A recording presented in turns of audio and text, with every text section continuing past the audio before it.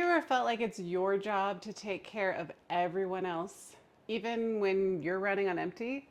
Do you feel responsible for your family's well being, your friends' emotions, your workplace success at the cost of your own health and happiness?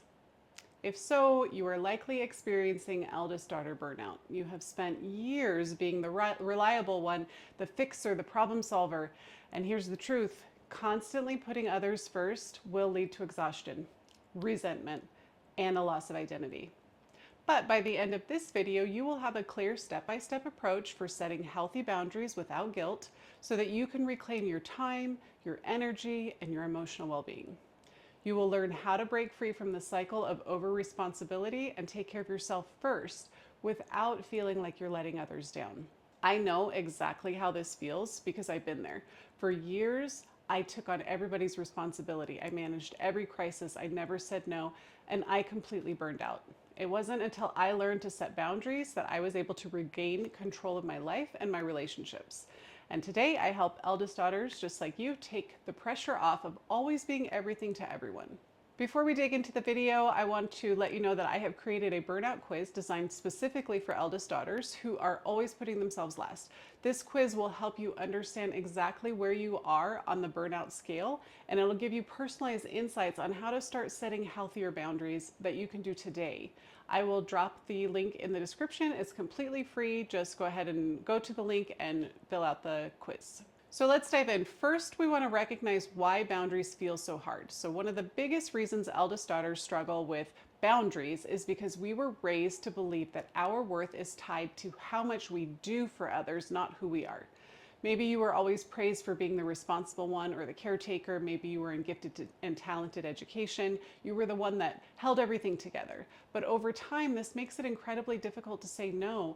And when you're overwhelmed because you fear disappointing others, that can be seen as selfish. So the first step is to unlearn the belief that your value comes from self-sacrifice. Setting boundaries is not neglecting others. It is taking care of yourself so that you can show up for others in a healthier way.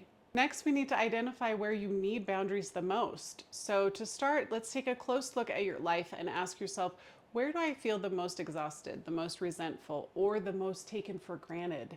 Maybe it's within your family where you're always the one stepping up, organizing, managing crisis. Maybe it's at work where you take an extra task without any recognition. Or maybe it's in your friendships where you feel like you're always the one listening, but you're never getting support in return. I think for a lot of us, it's our emotional energy where we're constantly absorbing other people's stress as if it's our own. But writing down specific situations where you feel drained actually helps you pinpoint where you need to set those boundaries and those limits.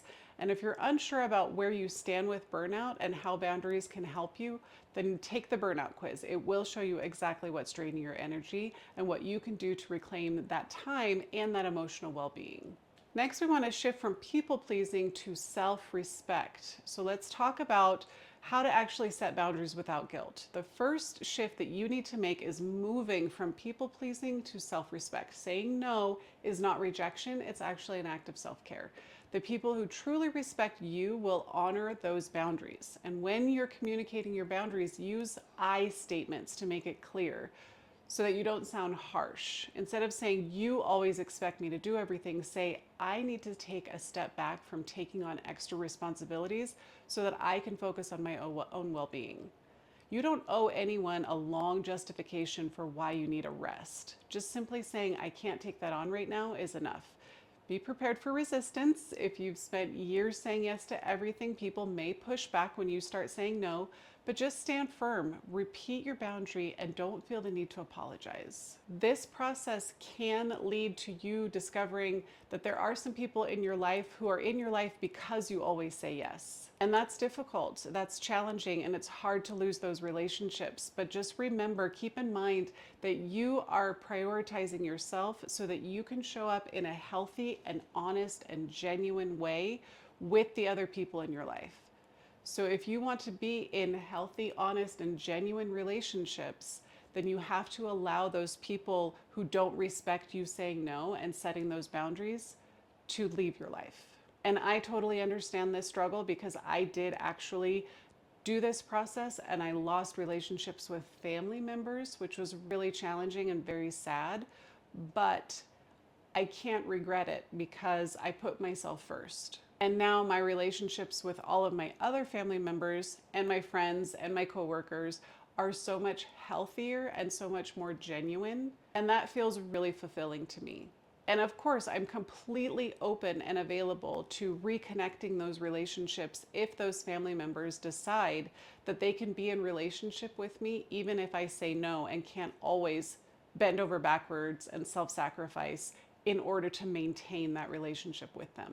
Next, we want to overcome guilt and emotional pushback. So let's go deeper into that guilt, because that is where many eldest daughters get stuck. Guilt is often a conditioned response. You've been taught that being a good daughter, a good friend, a good coworker means saying yes, being available, putting yourself last. But here's the reality. Guilt does not mean that you're doing something wrong. It actually means that you are doing something new. So when you set boundaries, guilt will show up. That's part of the process. It's a way to keep you in your old patterns. But if you let guilt control you, you'll stay stuck in the exhaustion and the burnout and the resentment. So the key is to recognize guilt for what it is. It is a temporary discomfort that signals growth. And over time, as you consistently reinforce your boundaries, the guilt will diminish and the self-respect will take its place. Handling the emotional pushback is crucial. It's part of this whole process. And some people in your life will react negatively, but their reaction is not a reflection of you. It's a reflection of how much they benefited from you not having boundaries. If someone gets upset when you set a boundary, that doesn't mean that you should back down. Instead of thinking, I'm letting them down, reframe it. I am teaching people how to love and respect me. Some relationships will shift, but the right people that respect your boundaries and those who don't have anything to gain from you not having boundaries will respect this. Next, stay consistent, reinforce your boundaries. Setting boundaries is not a one-time event. It requires ongoing practice and consistency. So if you give in once, people will expect you to give in again and again. But if you stay consistent, even when it's uncomfortable, even when you feel guilty, over time, others will learn to respect your limits and you will feel more empowered in your own life. So surround yourself with people who respect and support your need for balance. The more you enforce those boundaries, the easier it becomes. Boundaries are a vital part of self-care and personal growth, especially for firstborn daughters who have spent years prioritizing everyone else's needs over their own. By shifting your mindset, identifying where you need boundaries, learning how to communicate them clearly, and then handling the pushback with confidence, you will finally break free from that cycle of people pleasing and the eventual burnout. So if you found this video helpful, please make sure to like and subscribe, share it with other firstborn daughters who you think it might help, and make sure that you watch this video next.